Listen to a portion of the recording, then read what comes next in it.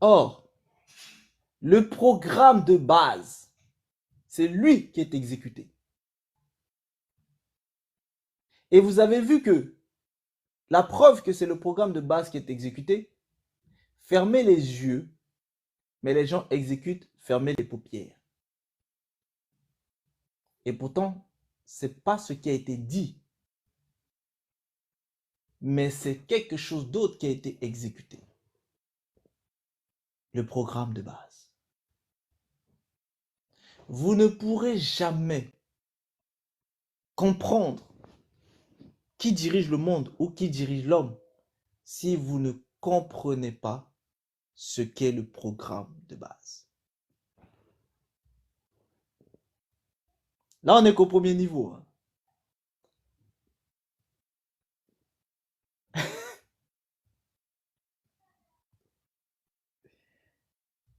Comment formater? Comment se formater? C'est une très bonne question. Il faut déjà savoir ce qu'il faut formater. Parce que le problème n'est pas le disque dur. Le problème est le programme qui a été mis dans le disque dur. Le problème est le système d'exploitation du disque dur. Vous avez vu que, regardez le monde de l'informatique, de l'électronique, du numérique. Qui domine? Prenez par exemple Microsoft. Eux, ils ont mis en place le système d'exploitation. Si ce que vous fabriquez ne marche pas avec son système d'exploitation, vous ne pouvez pas le mettre sur les ordinateurs qui ont son système d'exploitation. Vous ne pouvez pas. Sinon, si ce que vous allez fabriquer, vous l'avez fabriqué sous forme de Linux, vous irez chercher Linux pour pouvoir mettre dessus. Mais pour que vous mettiez dans un système de Windows, de Microsoft, vous êtes obligé de marcher selon Microsoft.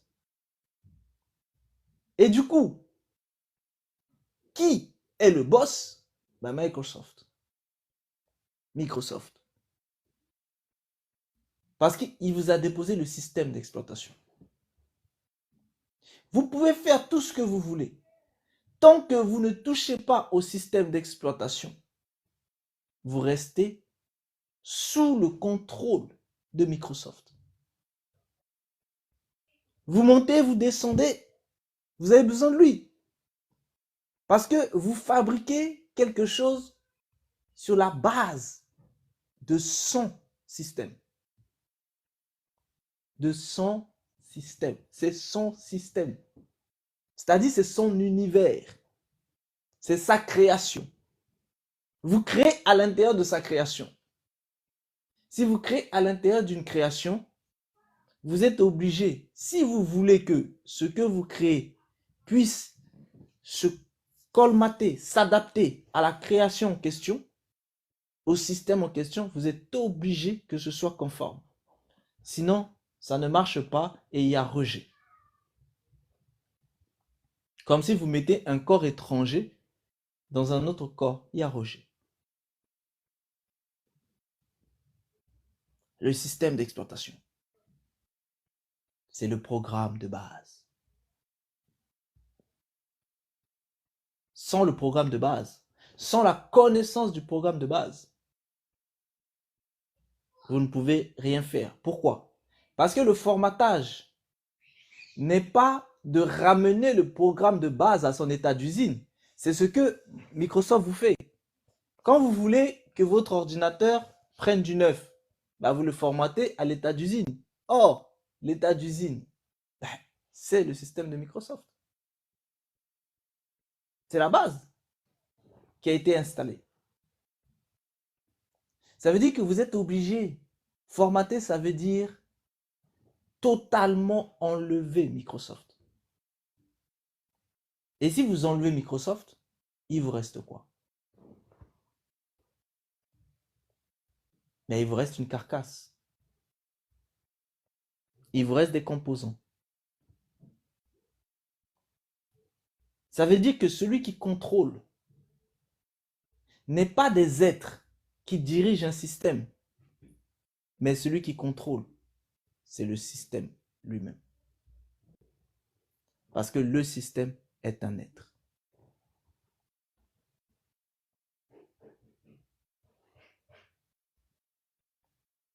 Sans la connaissance du système, vous ne connaissez pas l'être. Et vous ne pourrez jamais vous extirper de lui. Il va vous emmener à un endroit. Lorsqu'il voit que vous vous questionnez à un endroit, il va vous emmener à un autre. Quand vous questionnez à un autre, il va vous emmener à un autre. Pourquoi? Parce que vous êtes toujours dans le système. Et en étant dans le système, vous faites partie de son système. Donc, vous êtes un programme dans son système.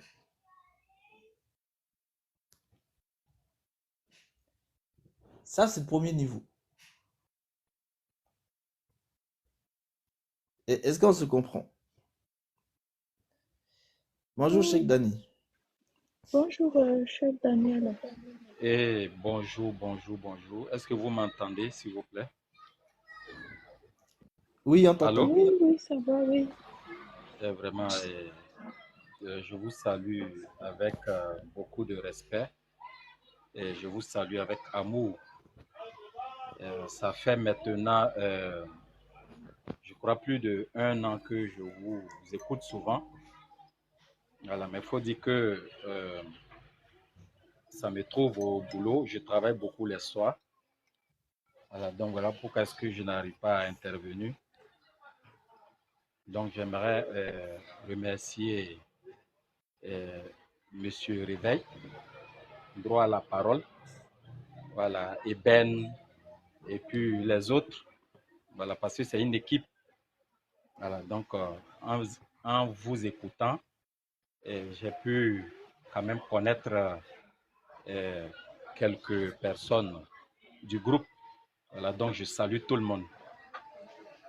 Voilà, donc, et j'aimerais vraiment remercier le professeur ou bien le maître, le grand maître Réveil pour ce qu'il fait pour nous. Parce que ce qu'il fait, et je mesure l'importance et je vois la qualité, le degré de ce qu'il fait. Voilà, je suis un chercheur spirituel. Voilà, je réside en Côte d'Ivoire, précisément à Abidjan. Donc, je suis ivoirien. Vraiment, je remercie vraiment de tout mon cœur, vraiment, Monsieur Réveil, parce que avant de peut-être faire quelques témoignages ou bien avant de dire d'autres choses, peut-être dans d'autres occasions, parce que c'est depuis le travail que j'interviens, comme je travaille beaucoup les soirs. Maintenant, faut dire que j'ai beaucoup de questions. Voilà, j'ai beaucoup de questions, plus de 100 questions. Voilà, mais c'est pas pour poser ces 100 questions. Voilà, faut dire que comme je vous ai beaucoup écouté, voilà, donc les questions sont nombreuses. Maintenant, ne soyez pas peut-être choqués parce que j'ai quelques questions, ce qui m'amène ce soir dans votre live. J'ai quelques questions, si vous me le permettez, j'aimerais poser ces questions, voilà, au frère Réveil, voilà, si ça ne vous dérange pas. Voilà, je crois que j'ai trop parlé, voilà, si vous me le permettez, je vais poser la question. Merci.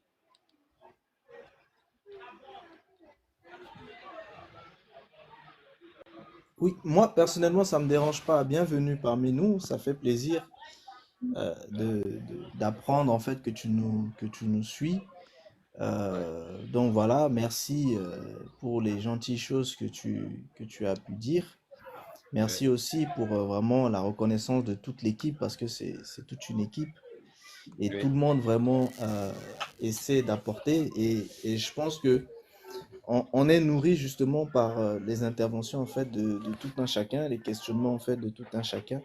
Et Bien sûr. justement, ton intervention et tes questionnements vont aussi nous nourrir en fait davantage. Donc, si jamais ce sont des choses auxquelles je peux humblement t'apporter en fait une réponse, j'essaierai de le faire du mieux que je pourrai.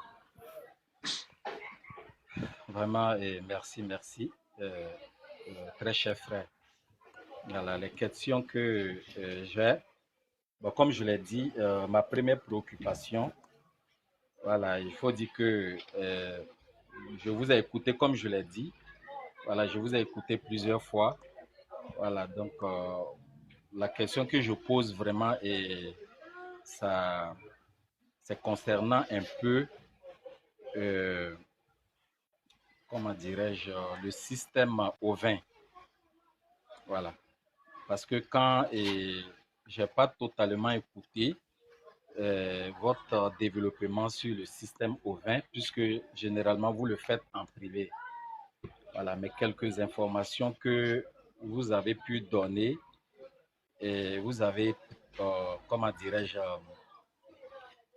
vous vous êtes exprimé sur le système ovin comme si, voilà, j'ai trouvé un peu comme si c'était un peu religieux. Voilà, donc cette partie-là, je sens un peu le côté, comment dirais-je, religieux. Voilà, quand il dit religieux, dans le sens chrétien du terme. Voilà, donc je vous sens un peu chrétien. Tantôt, j'entends vous dites que les religieux chrétiens, voilà, souvent, ne sont pas dans, bon, ils sont dans le côté, dans le système bovin. Voilà, vous dites qu'ils sont dans le système bovin. Donc, quand vous vous exprimez souvent dans le côté ovin, je sens un peu, voilà, et le côté religieux. Voilà, donc ma première question, est-ce que, euh, s'il vous plaît, euh, vous pouvez m'expliquer un peu votre compréhension de, voilà, souvent vous dites l'éternel, souvent vous dites le véritable créateur. Voilà, est-ce que vous pouvez, s'il vous plaît, me donner votre compréhension de voilà, ce véritable créateur? Voilà, ça c'est ma première question. Ok, très bien, Merci. très bien. Effectivement, lorsque on parle en fait, et lorsque je parle de système ovin, de système bovin, il faut savoir que quand je parle de système ovin, je parle de la création, c'est-à-dire de la véritable création qui est régie dans une sphère qui s'appelle la perpétuité. Ça veut dire quoi? Ça veut dire que tout ce qui est naturel vit dans cette création-là et est régi par ce cycle perpétuel. C'est ça quand je parle de ovin. Ça veut dire quoi? Ça veut dire que l'herbe qui est vraie, qui existe, fait partie du système ovin. L'animal qui est vrai, qui existe, et donc qui vit, fait partie du système ovin. L'homme qui est vrai, qui existe, et donc qui vit, fait partie du système ovin. Ça veut dire que quand on parle du système ovin, quand je parle du système ovin, je vous parle de la création, la véritable création. Maintenant, cette création-là, véritable, il y a des questionnements sur elle. C'est-à-dire, est-ce que cette création, parce que ce que nous connaissons, c'est ce que nous voyons, c'est ce que nous observons, c'est ce que nous expérimentons. Donc, ce que nous connaissons, c'est cette création. Parce que nous voyons le soleil, nous voyons le ciel, nous voyons le deuxième ciel que l'on appelle l'univers, nous voyons aussi les arbres, la terre, l'eau. Donc, toutes ces choses-là, rien que le fait de les voir, c'est de les observer. Et du coup, on expérimente ça. Donc, ce sont des choses naturelles. Toutes ces choses naturelles-là, nous constatons qu'elles finissent par disparaître. Ça veut dire quoi? Ça veut dire qu'elles ont une date de péremption. Si elles ont une date de péremption, ça veut dire naturellement qu'elles ont eu une date de commencement. Parce que nous savons que ce qui est au départ est aussi à la fin. Ce qui a commencé, finit. Donc, ça, ce sont des connaissances qui dépassent le niveau de notre observation. C'est pour ça que nous disons, nous savons. C'est-à-dire, c'est une connaissance que nous avons, que nous le comprenons lorsque nous l'expérimentons. L'homme commence à vivre dans le monde et ensuite il quitte le monde. Donc, rien qu'à travers l'observation de l'homme lui-même, nous voyons que nous commençons une vie, c'est-à-dire une incarnation. Incarnation dans quoi? Dans cette création. Donc, nous commençons une incarnation dans cette création et ensuite, nous quittons l'incarnation de cette création. Donc, nous vivons, nous mourrons. Maintenant, cette création, elle est à différents niveaux. Donc, nous connaissons le niveau où nous le vivons dans notre physique, mais nous connaissons aussi d'autres dimensions plus invisibles. Et dans ces dimensions plus invisibles aussi, on va voir ce qui est avant que l'on soit dans le physique et ce qui est après que l'on quitte le physique.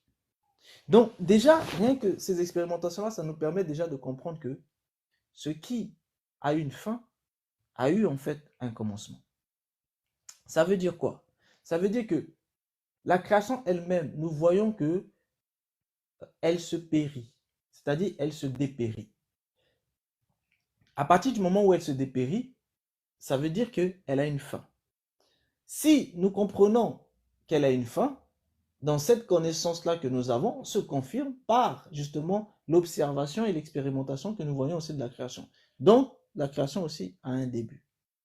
Ça veut dire que si la création a un début, c'est que automatiquement, cette création, si dès le départ, elle est elle-même éternelle, ça voudrait dire que depuis l'éternité, elle aurait eu déjà sa fin. Et si elle avait eu sa fin depuis l'éternité, aujourd'hui, on ne serait pas là pour parler de sa fin. Vu que sa fin aurait déjà eu lieu depuis l'éternité, parce que son début a eu lieu depuis l'éternité et sa fin aussi, vu que c'est ça même le principe de l'éternité, qui se distingue bien sûr du principe de perpétuité. Donc, dès lors, on comprend que la création a forcément eu un début. Bon, si nous comprenons que la création est comme un feu que l'on allume, tout comme le soleil qui est une boule de feu, mais pour allumer ce feu, pour qu'il ait un début, il fallait bien qu'il soit allumé. Et s'il faille qu'il soit allumé, c'est qu'il faille bien que quelqu'un l'allume.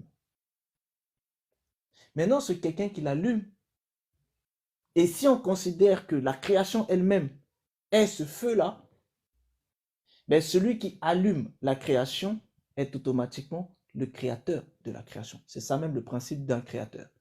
Tout comme moi, si je prends un vase et que je le façonne, je suis le potier et du coup, je crée le vase. Donc, je deviens donc le créateur de ce vase-là. Dans le principe de la création, c'est pareil. Et je vous ai dit que la création, c'est ça le système de Auvin. Donc, ça veut dire qu'il y a forcément un créateur qui a créé le système de Auvin. Et maintenant, c'est ce créateur-là que l'on va chercher à savoir il est qui. Ça, déjà, c'est le premier niveau. Le deuxième niveau, quand on parle en fait du système en fait de bovin, il s'agit aussi d'une création. Parce que c'est souvent ce qu'il faut que les gens comprennent. Le système de bovin est une création. Sauf que, il y a déjà une création naturelle. Vous pouvez créer d'autres choses naturelles. Mais comme je vous l'ai dit tout à l'heure, le principe, c'est que le système de base est naturel. C'est-à-dire le système où vous allez exploiter, c'est naturel. Donc, pour que quelque chose puisse justement se colmater au système, il faut que la chose aussi soit naturelle. Parce que si elle n'est pas comme le système, ça ne marche pas, il y aura un rejet. Donc, si quelqu'un veut créer quelque chose dans le système naturel, dans le système ovin, ben, il est obligé de créer la chose naturelle. Il faut que la chose soit naturelle. Du coup, il n'y a que celui qui peut créer quelque chose de naturel qui créera à l'intérieur de ce qu'il a créé naturellement. Ça veut dire quoi? Ça veut dire qu'il n'y a que le créateur du système de ovin qui peut créer du ovin à l'intérieur du système de ovin. Ça ne peut pas être autrement. Et le système lui-même ne peut pas se créer et il ne peut donc pas créer à l'intérieur de lui. Parce que s'il pouvait créer à l'intérieur de lui, c'est qu'il pouvait se créer. Et s'il pouvait se créer, il se serait créé depuis l'éternité. Or, sachant qu'il a une fin, et bien pareil, on revient au même principe de base. Donc, concrètement, on revient sur le même aspect du fait qu'il y a forcément en fait un créateur du système ovin, c'est-à-dire du système de la création. Et je vous disais que le système en fait bovin est aussi lui-même une création. Et cette création a aussi un créateur. Parce qu'il ne peut pas y avoir de création sans créateur. Toute création a un créateur. Or, pour que le système de bovin puisse pouvoir se trouver une place à l'intérieur du système de ovin, eh bien, il ne peut pas venir se colmater parce que s'il n'est pas ovin, il ne pourra pas. Ça veut dire quoi? Ça veut dire qu'il est obligé de se créer dans une autre dimension qui est différente de la dimension naturelle. Et c'est là maintenant que entrent les dimensions virtuelles. Parce que le système de bovin est créé dans le virtuel. Et comme il est créé dans le virtuel, et que le virtuel peut venir se mettre dans le naturel, ainsi ce système a pu être créé et venir se mettre dessus. Ça, c'est un deuxième aspect. Maintenant, peut-être que vous aurez des questions aussi sur ce deuxième aspect tout à l'heure. Maintenant, pour revenir maintenant sur l'identité de ce créateur, sachant que ce créateur a créé quelque chose qui vit, parce que la création vit, personne ne peut dire que la création ne vit pas. Les arbres vivent, les animaux vivent, la terre vit, la terre respire, l'eau vit. Nous savons que les éléments de la nature vivent, et on ne peut pas dire que les étoiles ne vivent pas. Donc, nous savons que la création vit. Ça veut dire quoi? Ça veut dire que si la création vit, c'est que celui qui a créé la création est automatiquement lui-même vivant. Ça ne peut pas être autrement. Parce que on ne peut donner que ce que l'on a. Ce que l'on n'a pas, on ne peut pas le donner. Donc, si le créateur de la création n'avait pas de vie, il ne pourrait pas donner la vie. Donc, il n'y aurait pas de création vivante. Ça veut dire quoi? Ça veut dire que le créateur est vivant. Maintenant, ce créateur-là, au-delà d'être vivant, ben, il existe avant la création. Sinon, il n'aurait pas pu la créer. Or, ce qui existe avant ce qui est créé, c'est ce qui est éternel. Ça veut dire quoi? Ça veut dire que non seulement le créateur est vivant, mais ça veut aussi dire que le créateur est éternel. Donc non seulement le créateur est vivant, mais il est aussi éternel. Ça veut dire qu'il est celui qui est. Il ne peut pas être autrement. Il est automatiquement celui qui est, donc il est éternel. Mais il n'est pas éternel en termes de présence, il est éternel en termes de vie. Ça veut dire que il est celui qui existe. Or, celui qui existe est. D'où l'éternel. Maintenant que nous comprenons ça, nous devons chercher maintenant. Parce que ce créateur, s'il est, ça veut dire qu'il vit. S'il vit, ça veut dire qu'il parle. Regardez les plantes. Les plantes parlent.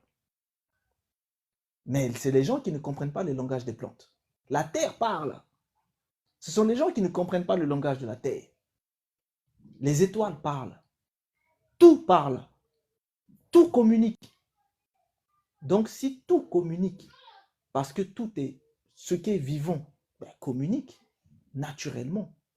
Ça veut dire que le Créateur aussi, il est non seulement vivant, il est non seulement éternel, mais il communique. Donc, il parle. Et c'est là maintenant que chaque création doit rechercher à comprendre le langage de son Créateur. Donc, celui qui est de la création naturelle doit chercher la parole de son Créateur. Et du coup, du côté bovin aussi, il y a un Créateur qui est différent du Créateur naturel, vu que c'est un Créateur du virtuel. Et ça veut dire que lui aussi, il a un langage. Regardez, aujourd'hui, l'électronique vous a amené des langages que vous appelez en fait les systèmes binaires et le langage en fait de codification. Mais les gens acceptent ça, les gens codifient avec. Mais c'est un langage. C'est le langage de qui? Personne ne se pose jamais la question. C'est le langage de qui? Et oui, parce que vous parlez la langue des hommes. Pourquoi vous ne codifiez pas avec votre langue à vous? Pourquoi vous ne pouvez codifier qu'avec ces langues-là? Ça veut dire que ce sont des langues de quelqu'un. Tout comme vous, votre langue aussi, elle appartient à quelqu'un. Donc, ici, vous comprenez bien que, en ceci, eh bien, après avoir compris que le Créateur est vivant, qu'il est éternel, après avoir compris qu'il parle, parce que si vous parlez, c'est qu'il parle. Mais oui, parce qu'on ne peut donner que ce que l'on a. Si le Créateur nous a donné la parole, c'est que lui aussi il parle. Parce qu'il ne peut pas donner ce qu'il n'a pas. Ça, c'est un principe immuable. Si vous avez la vie, vous allez donner la vie. Si vous avez la mort, vous allez donner la mort. Vous ne pouvez donner que ce que vous avez. Vous ne pouvez pas donner la vie alors que vous avez la mort. Ce n'est pas possible. Donc, ce principe, il est, voilà, immuable. Et tout le monde l'a observé et l'a expérimenté. Donc, ça veut dire que ça vaut aussi pour le Créateur. Donc, il parle. Et du coup, il faut chercher la parole du Créateur. Le problème avec la parole du Créateur, c'est quoi? C'est que le Créateur parle de différentes manières. Mais beaucoup de gens vont tout simplement prendre ce qui est écrit dans un livre qui s'appelle la Bible et ils vont dire, c'est seulement ça, la parole du Créateur. Non. La Bible, comme je l'ai toujours expliqué, la Bible est une écriture. C'est pour ça que ça s'appelle les Écritures. Ce sont des écritures qui sont inspirées. Ça veut dire quoi? Ça veut dire que vous aussi, vous pouvez être une écriture inspirée. Si le Créateur décide d'utiliser la bouche de quelqu'un ici et qu'il parle à travers cette personne, mais cette personne est une écriture inspirée du Créateur. Vu que c'est le Créateur qui parle à travers sa bouche. Ça veut dire que la seule écriture inspirée du Créateur n'est pas forcément ce qui est écrit. C'est aussi ce que vous êtes. Mais pour ça, il faut que ce soit le Créateur qui parle à travers vous. Et c'est là où, maintenant, le bas blesse. Comment connaître la parole du Créateur? Et là, c'est encore maintenant un autre niveau. Maintenant, le problème, c'est quoi? C'est que le Créateur, ce qu'il a dit a été compilé dans des livres. Il y a des livres qui sont là, dans ce que vous connaissez comme étant la Bible.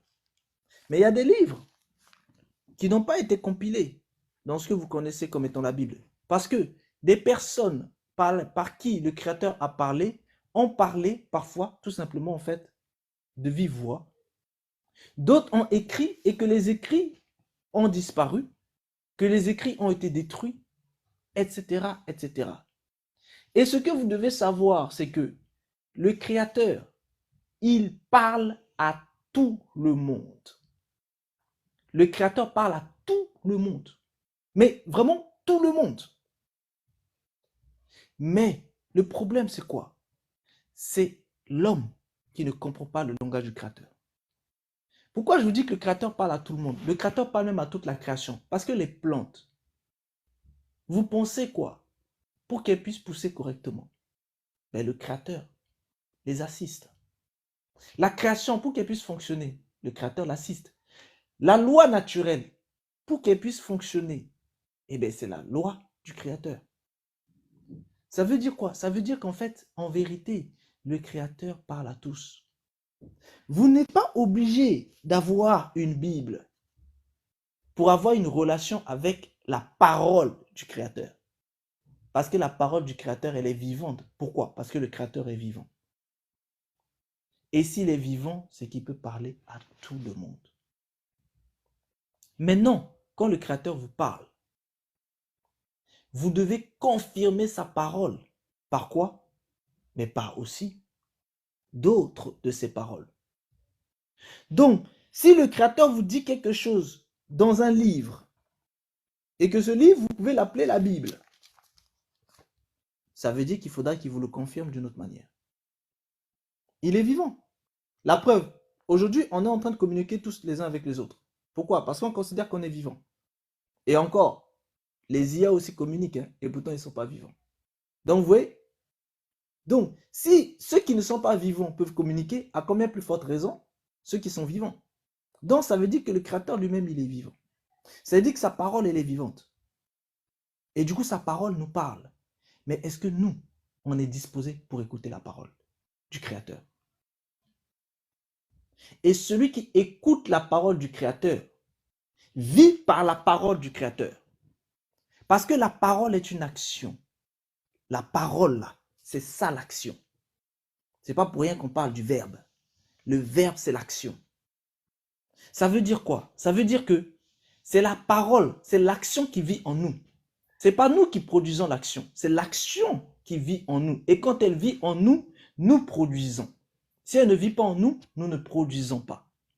Ça veut dire que c'est la parole du Créateur qui est l'action par excellence qui vit en nous et qui produit en nous. Donc si cette parole produit en nous, cette parole va nous montrer ce qui est d'elle. Pourquoi? Parce que cette parole, elle est vivante, elle est esprit. Et comme elle est vivante et qu'elle est esprit, elle va justement en fait nous mettre en communion avec ce qui est vivant et ce qui est esprit.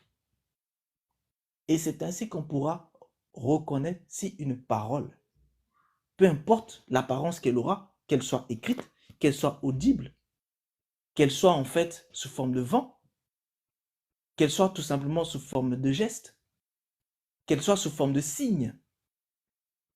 Et c'est là qu'on saura si cette parole vient bel et bien de la parole du Créateur ou pas. Et moi, mon travail principal ici, c'est ça. C'est de vous faire comprendre que le Créateur n'est pas dans les notions des divisions humaines. Ce que les hommes appellent la religion, c'est quoi? C'est tout simplement relier des êtres entre eux ou avec d'autres entités qui peuvent être de dimensions un peu plus subtiles que eux. C'est ça ce que ça veut dire. Mais le Créateur, lui, il n'est pas dans ça. Le Créateur, lui, il est dans le lien de vie. Il est dans le lien d'action. Il est dans le lien de l'éternité avec sa création. Parce que le but, c'est quoi? C'est que sa création puisse être éternelle et non perpétuelle. C'est l'objectif principal du Créateur. Ça veut dire que les gens peuvent se disputer pour des croyances. Mais c'est quoi une croyance? Une croyance, c'est quelque chose dans lequel vous mettez votre confiance. Ça veut dire quoi? Ça veut dire que celui qui croit que le mur là est un mur, il est en train de croire.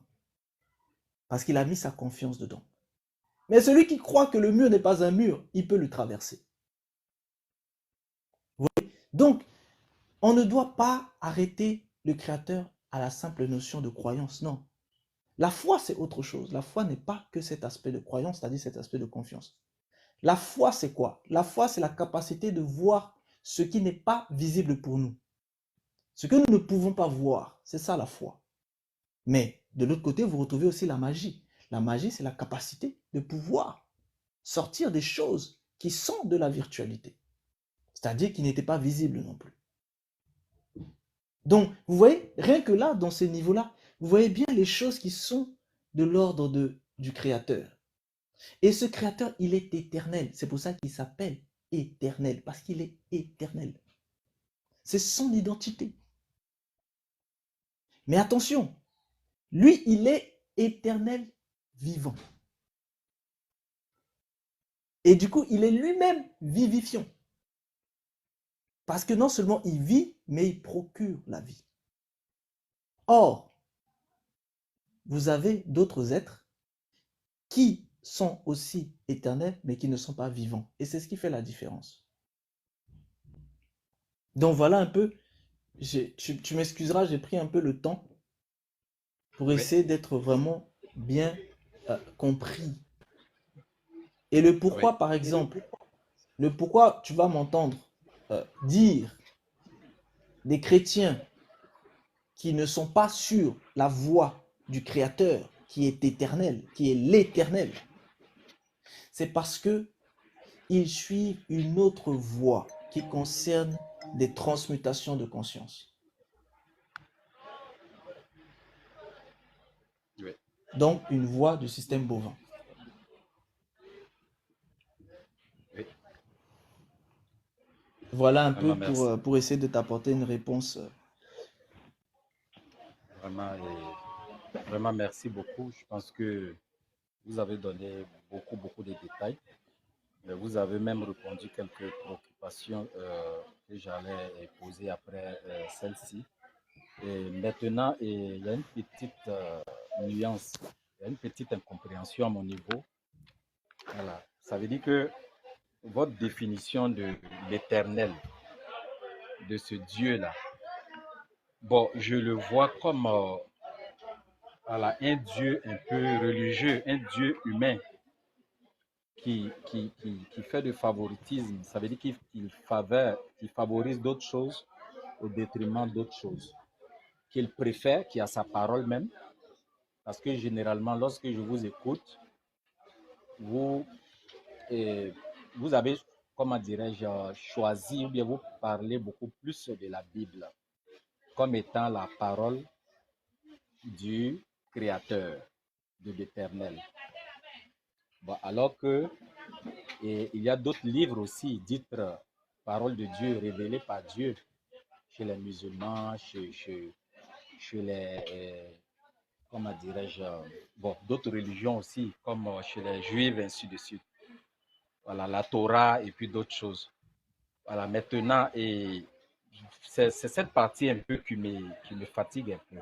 Ça veut dire que dans vos propos, voilà, vous, à 99%, je suis parfaitement d'accord avec vos enseignements que j'accepte, qui m'aident beaucoup, mais ce côté de la divinité, de ce Dieu, le tout complet, voilà, ça veut dire que ce véritable Dieu, le tout complet, véritable Dieu, qui est à la base de toutes choses, voilà, vous, lui, et, voilà, il est un peu un Dieu à l'image de l'homme, comme les religions. Et c'est cette partie qui me fatigue. Pourquoi est-ce que Dieu doit avoir une parole qui est la parole, qui est la Bible, au détriment de d'autres, ici sur terre, qui sont considérés aussi comme parole de, voilà, de Dieu. Maintenant, si vous me donnez une réponse un peu plus brève, je crois que je vais aller encore dans le sens de Jésus, voilà, du Maître Jésus.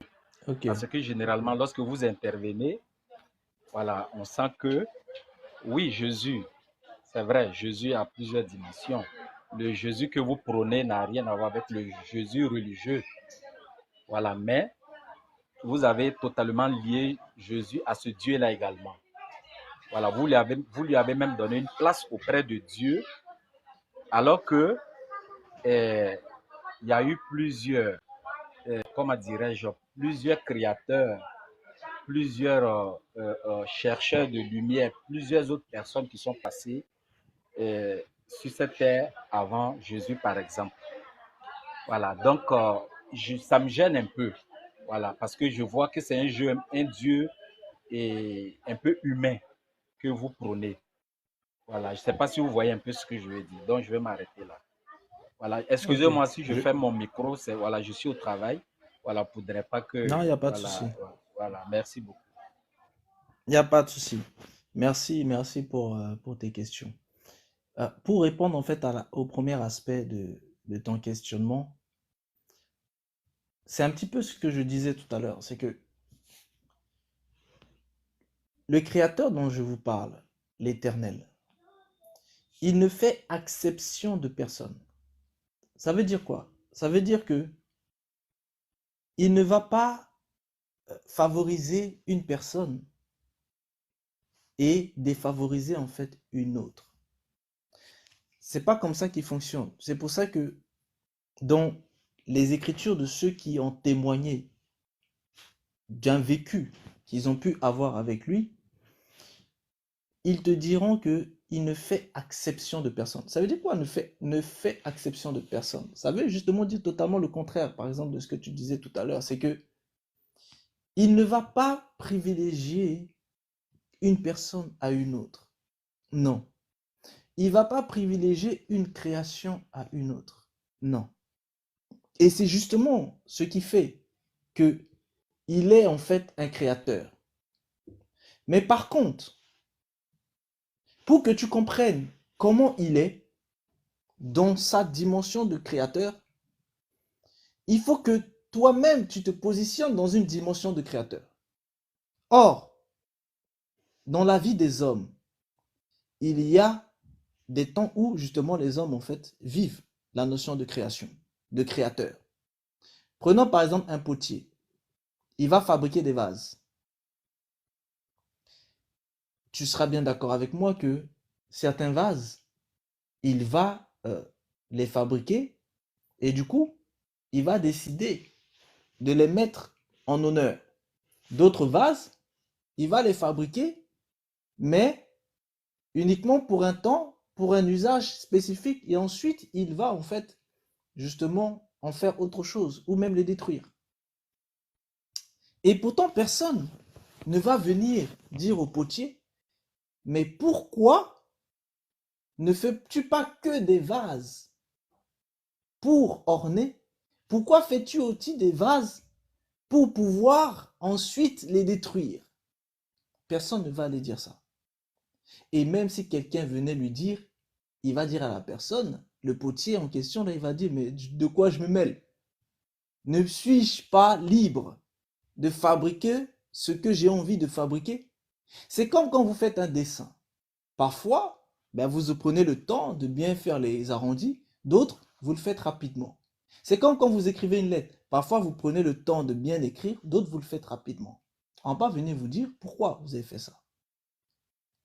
Parce que peut-être qu'il y en a un, vous avez voulu prendre votre temps parce que vous voulez le conserver plus longtemps. L'autre, vous l'avez fait rapidement parce que vous savez que vous allez vous en débarrasser. Ça veut dire quoi? Ça veut dire que tout créateur est maître de ce qu'il crée. Et bien sûr, il est responsable de ce qu'il a créé. Vu qu'il est maître de ce qu'il a créé. Donc, le créateur aussi, eh bien, il faut savoir que c'est la même chose. Dans la première création qu'il a faite, eh bien, il y a des choses qu'il a créées pour ensuite les emmener à une perfection. Et il y a d'autres choses qu'il a créées pour justement, en fait, les emmener à une destruction. Et ça, moi, je ne peux pas parler à sa place pour te dire pourquoi il a fait ça. Mais je ne peux que te témoigner que, en tant que créateur, il est libre de faire ça. Et je peux comprendre sa liberté, tout comme toi aussi tu comprendras sa liberté quand tu te positionnes à sa place et que tu ne voudras pas qu'on vienne te questionner là-dessus. Donc ça veut dire qu'en ceci, il est libre de faire ce que bon lui semble. Il peut créer des choses viles, tout comme il peut créer des choses de valeur. Ça, c'est le principe même d'être un créateur. Donc tu vois que ici, il ne fait pas exception de personne. Mais par contre, s'il crée quelque chose dans un but, Si le but, c'est pour amener à l'éternité, c'est que son but, c'est pour amener à l'éternité. Si le but de telle autre chose, c'est pour emmener à la destruction, c'est que son but, c'est pour emmener à la destruction. Et malheureusement, il y a des choses dans la création qu'il a dit qu'il les a créées pour les emmener à la destruction et d'autres, il les a créées pour les emmener à la perfection. Ça, c'est lui qui le dit. Parce que je vous ai dit qu'il est vivant. Et moi, il me l'a témoigné. Maintenant, si vous voulez aussi avoir le témoignage en visu, ben, je vous ai dit qu'il est vivant. Vous pouvez en fait communiquer avec lui et il va justement vous donner aussi ce témoignage-là en fait, afin que vous puissiez aussi avoir cette ferme assurance, comme moi, je l'ai là et que je vous le dis. Donc tu vois, ça c'est le deuxième aspect. Donc non seulement il ne fait pas exception de personne, mais il crée ce qu'il veut créer pour ce dont il a décidé. Ça veut dire qu'il est maître. Et ça, mon humble personne ne peut pas se lever pour aller le juger et je ne peux même pas chercher en fait à juger en fait son raisonnement. Donc en ceci, je ne pourrais pas t'apporter plus de réponses par rapport à ça que ce que je t'apporte là. Et la dernière chose que je te dis, c'est que tu pourrais aussi lui demander parce il est vivant. Maintenant, l'autre aspect tout à l'heure que tu as soulevé par rapport en fait aux autres écrits. Bien sûr, j'ai dit que la Bible est une écriture. Ce sont des écritures et c'est même des compilations d'écritures. Et ces écritures-là, eh ben, elles ont été imprimées par des hommes. Ça veut dire quoi? Ça veut dire que dans l'impression, eh ben, vous pouvez retrouver des fautes de frappe. Parce que c'est des hommes qui sont passés par des ordinateurs pour avoir les versions que vous avez. Donc, il peut y avoir des fautes de frappe. Vous avez aussi des traductions. Ça passe de langue à une autre. Or, vous savez très bien que les traductions de langue à une autre, quand c'est fait par des personnes qui ont le même esprit, ça va. Mais quand c'est fait par des personnes qui n'ont pas totalement le même esprit, vous pouvez avoir des définitions en fait de certains mots qui peuvent être différents. Ça veut dire quoi? Ça veut dire que si vous arrêtez uniquement en fait au scripturaire et à l'étude en fait du scripturaire, bien sûr, vous pouvez retrouver un certain nombre de choses. Tout comme vous allez retrouver dans tous les livres. Et tout comme toutes les connaissances que l'humanité a aujourd'hui est issue en fait des interprétations. Ça veut dire quoi? Ça veut dire que si on reste sur l'aspect interprétatif, eh bien en fait, on déchire tous les livres, on les brûle tous. Parce qu'ils ont tous été traduits et interprétés donc par des hommes. Si on se base que sur ça, donc on ne pourrait même pas parler de livres saints, on ne pourrait même pas parler de témoignages saints, etc. Parce qu'on brûlerait tout. Ça veut dire quoi? Ça veut dire que les connaissances qui ont permis pour pouvoir établir des théories mathématiques, les gens aujourd'hui aussi, pareil, on les brûle parce que c'est issu d'interprétations. Les connaissances égyptiennes qui ont été traduites à travers des traductions bizarres des hiéroglyphes, ça aussi on les brûle. Donc, or, c'est tout ce qui fait la connaissance aujourd'hui que les gens ont, tout ce qui fait le système mathématique, chimique, biologique, physique que les gens utilisent. Donc ça aussi, on devrait en fait mettre à la poubelle. Ça veut dire qu'on ne peut pas se baser que sur cet aspect-là. Donc, ça veut dire qu'il y a d'autres aspects. Et c'est là où on entre maintenant dans le spirituel. Pourquoi? Parce que tout écrit émane d'une parole. Toute parole émane d'une pensée. Toute pensée émane d'un esprit. Et tout esprit émane d'une intelligence. Et toute intelligence émane d'une sagesse. Ça veut dire quoi? Ça veut dire que lorsqu'on veut comprendre les choses spirituelles, des livres spirituels, on doit se mettre à un niveau spirituel. Et c'est spirituellement qu'on juge. Donc si je prends un livre, je ne vais pas le juger physiquement. Je vais le juger spirituellement. Et ici, j'enseigne sur des livres de beaucoup d'auteurs. Des auteurs du système bovin, des auteurs du monde, des auteurs en fait de peu importe le système, que ce soit des auteurs en fait musulmans, des auteurs bouddhistes, etc. Mais maintenant, quand je vois le livre, quand je vois ce qui est écrit, eh bien, je ne vais pas le voir que sur cet aspect interprétatif, non. Je vais le voir aussi sur l'aspect spirituel. Quel est l'esprit qui est derrière? Quelle est la signature psychique? Quelle est la signature énergétique? Quelle est la signature spirituelle? Parce que c'est ainsi que l'on peut connaître ce qui est du créateur ou pas. C'est au niveau de l'esprit. Donc c'est au niveau de l'esprit qu'on peut juger, pas dans les niveaux subalternes.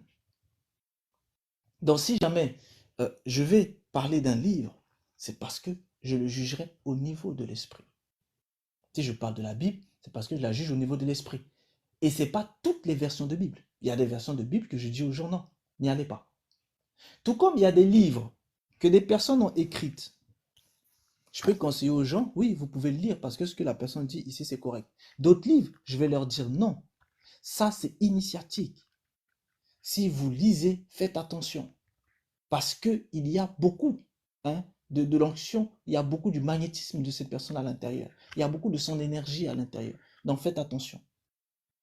Donc, tu vois, ça veut dire quoi? Ça veut dire que, comme je t'ai dit, le Créateur, il est vivant. Et il parle tantôt d'une manière, tantôt d'une autre. Sa parole ne peut pas être uniquement dans des écrits que les gens vont appeler la Bible. Il a parlé à des gens dans ton village. Il a parlé à la fleur. Il parle au lion. Mais si jamais il avait qu'un seul langage, est-ce que toi tu te comprends avec le lion? Est-ce que toi tu te comprends avec la fleur? Est-ce que toi tu te comprends avec l'eau, avec la terre? Et pourtant lui, il leur parle à tous. Et eux aussi communiquent avec lui dans le langage avec lequel il leur parle. Tout comme toi aussi tu communiques avec lui dans un langage. Le tout c'est, chacun doit chercher le langage du Créateur pour pouvoir lui parler. Et quand vous êtes à ce niveau-là, vous sortez de toutes ces sphères-là. C'est pour ça que moi je suis là pour appeler les Christ. Et il y a une raison spécifique. Je ne suis pas là pour appeler un chrétien, un musulman, un bouddhiste, un vaudouisant, etc. Parce que tout ça, c'est la même chose. Je suis là pour vous dire que le monde est régi par des systèmes de race spirituelle. Et non par tout ce qu'on a superposé en fait à vos regards. Pour ceux qui sont dans des sphères de croyance, on va les diviser par la croyance. Pour ceux qui sont dans des sphères d'esprit, on les divise par les choses d'esprit. Pour ceux qui sont dans des sphères en fait de science, on les divise par la science. Philosophie, on les divise par la philosophie. Parce que le système fonctionne ainsi pour diviser et régner au milieu. Moi, je suis là pour vous dire, vous devez aller au-delà de tout ça. Ça veut dire quoi? Ça veut dire qu'un chrétien ne doit pas voir un musulman comme son ennemi. Un musulman ne doit pas voir le bouddhiste comme son ennemi. Un bouddhiste ne doit pas voir le vaudouisant comme son ennemi. Non. C'est pas parce que le gars est vaudouisant, il est bouddhiste, il est musulman, il est chrétien, qu'il est l'ennemi. Non. Posez-vous la question, il est de quelle race spirituelle? Quelle est sa race spirituelle? Parce que vous allez retrouver des Christ dans l'islam, dans le christianisme, dans le vaudou, dans le système du Fa, dans les Kinesi, dans le système en fait du bouddhisme, dans le shintoïsme, partout. Tout comme vous retrouvez des antichrists dans le christianisme, dans le vaudouisme, etc., etc. Vous voyez? C'est-à-dire, vous devez... Moi, je suis là pour vous emmener à un niveau au-dessus. Pour vous dire que le combat n'est pas ce qu'on superpose en fait à vos yeux. Ce n'est pas des combats de religion. Tout ça là, c'est pour les petits enfants. Tout ça, ce sont des choses qu'on superpose. Le combat est beaucoup plus grand. Maintenant, la notion de Jésus, pourquoi? Parce que il s'est passé quelque chose quand ce monsieur a été manifesté sur terre. Peu importe comment les uns les autres vont le concevoir. Mais il y a une chose très importante. C'est qu'il a apporté une vérité régénératrice. Cette vérité régénératrice est venue régler un problème que beaucoup recherchaient à l'époque, notamment les Égyptiens, les Sumériens, etc. Ce problème, c'était quoi? C'était qu'ils avaient l'habitude de connaître ce que c'est qu'une décomposition de l'être dans cette dimension invisible et une recomposition, mais à partir de l'état de mort. Et ils recherchaient justement comment ça pouvait se faire dans l'état du vivant. C'est ce mystère-là que Jésus a apporté. C'est ça la vérité régénératrice. Et ce mystère, dès que le monde l'a connu, ça lui a permis d'emmener maintenant les systèmes de transmutation et d'initiation transmutationnelle que les gens pratiquent en fait jusqu'à aujourd'hui. Donc rien que par ça, c'est une attestation de son existence et de ce qu'il a apporté. Et ça, tout un être qui est conscient de ce qu'est la spiritualité le sait. Maintenant, chacun va se l'approprier. C'est comme tout. Aujourd'hui, je suis là avec vous. Si demain, je ne suis plus là, il y a des gens qui n'auront jamais été même là en train de m'écouter, qui vont aller dire que voilà ce que Réveil dit.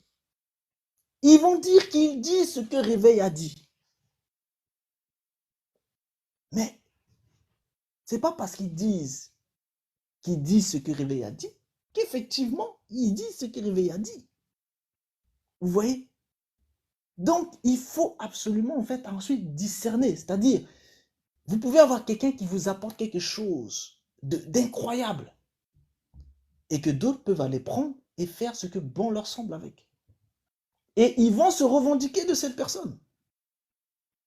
Et ensuite, ça vous emmène tout un système de spiritualité christique qui n'a rien à voir avec la vérité régénératrice que le Jésus a apportée. Et la spiritualité christique, vous la retrouvez dans toute forme de spiritualité occulte dans ce monde.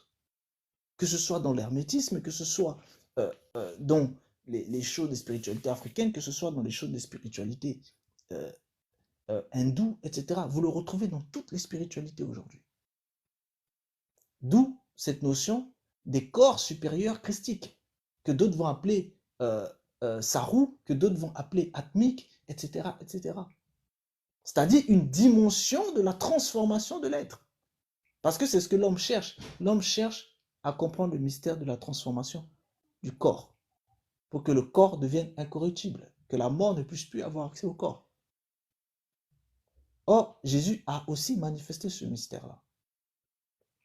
Donc tu vois, voilà pourquoi je parle de lui, parce que je suis là pour parler de la vérité régénératrice, parce que la vérité régénératrice a amené des êtres nouveaux. Ça a amené d'autres races nouvelles. Et je suis là pour vous parler de ça, parce que le monde a oublié ça. Le monde est dans des sphères de religion, dans des sphères de croyance. Or, Jésus n'est pas venu apporter une religion. Il a apporté une transformation de l'être, afin que l'homme, qui est de dimension mortelle, puisse atteindre une dimension éternelle. Je ne dis pas immortelle, éternelle. Parce que la mortalité, l'immortalité, c'est une chose. L'éternité en est une autre. Voilà pourquoi je parle de ce Jésus-là, par rapport à ce qu'il a apporté, par rapport à la vérité régénératrice, que l'homme a besoin. Et si l'homme n'accepte pas ce chemin, l'homme sera obligé d'accepter le chemin d'un autre qui arrive, qui est la bête. Et cet autre-là, il a d'autres noms. Et j'ai expliqué en fait ces autres noms un petit peu ici pour que vous compreniez un petit peu de quoi il s'agit. Et il est là, il est présent, il va se manifester. Et lui, il va obliger tout le monde d'être comme lui. Ça veut dire quoi? Ça veut dire que les gens n'auront plus le choix d'être ce qu'ils veulent. Ils devront choisir. Ou ils suivent la régénération de Jésus-Christ, ou ils suivront la transmutation de cet autre être-là qui arrive. Ils n'auront pas le choix. Et moi, je suis là pour vous dire cette vérité. Après, si d'autres ne vous le disent pas, ça après, c'est... Voilà, moi, je suis là pour faire un travail, je fais mon boulot. Voilà un peu... Check. Et vraiment, merci, Réveil. Mais bon, moi, et tout ce que vous avez dit, et, bon, et, je suis d'accord, mais dans les faits, je constate autre chose. Voilà, parce que je ne vous ai jamais vu ou bien écouté, entendu dire, euh, donner une information venant d'un autre avatar, peut-être le prophète Mahomet des musulmans ou bien la Bouddha chez les bouddhistes et puis Moïse et autres, en disant que ils étaient, c'était des enseignements et ovines qu'ils avaient envoyés. Voilà, vous avez toujours qualifié les autres d'être de l'autre côté, du côté bovin. Voilà, vous avez toujours, comment dirais-je, parlé de la Bible comme étant le chemin et bon, quelques paroles, comme vous l'avez dit, hein, quelques enseignements vrais dans la Bible qui sont clairs. Voilà, vous avez toujours ramené ça dans les enseignements ovines. Voilà, maintenant, tous les autres sont dans le côté bovin. Tous les autres, sans exception. Voilà, et vous ne mentionnez nulle part, voilà, aucune autre voix de la voix bovine, ovine, pardon. Bonjour, Monsieur Tchèque. Oui, Yal. Oui, vous nous suivez Salut. depuis 1 an, c'est ça, hein? Vous avez dit à peu près. Oui, plus d'1 an, hein, plus d'1 an. Et qu'est-ce qu'on pense ici, par exemple, de la religion chrétienne? Oui, comme je Quand on l'ai parle si bien, oui, je l'ai dit comment dirais-je, voilà, au début de mon intervention. Voilà, j'ai tout, il y a un bruit. Donc, je vous ai toujours entendu parler de ces religions chrétiennes comme des voix qui n'étaient pas des bonnes voix, voilà, qu'ils étaient des voix bovines. Voilà, ils étaient des voix bovines. Voilà. Mon problème, c'est pas forcément le fait de mon problème, c'est pas de, je suis pas à la recherche d'une religion vraie. Voilà. Maintenant, je suis en train de, là où j'ai mis l'enseignement, du maître Réveil, c'est tellement élevé, c'est tellement important pour moi, c'est tellement profond pour moi. Voilà. Maintenant, quand je constate que je sens un peu de religion, je sens un peu de préférence, c'est ce qui me gêne et c'est ce que je veux comprendre. Voilà, donc je ne suis pas en train de chercher à valoriser une religion sur l'autre ou bien ainsi de suite. Voilà. Donc voilà pourquoi est-ce que je lui avais demandé, de me définir un peu sa compréhension du divin, de ce tout complet. Parce que j'ai eu à écouter ces enseignements-là où il disait que Dieu aimait quelque chose et Dieu n'aimait pas quelque chose d'autre. Et moi, ma compréhension de ce tout complet-là, c'est pas le cas. Voilà, parce que selon moi, Dieu, il est amour, il est ni pour ni contre. Dieu, il est neutre, selon moi. Dieu n'a pas de préférence. Oui. Voilà. En fait, tu parlais par exemple, oui. Tu parlais du passage où j'ai dit quand dans les Écritures c'est écrit j'ai aimé Jacob et j'ai haï Ésaü.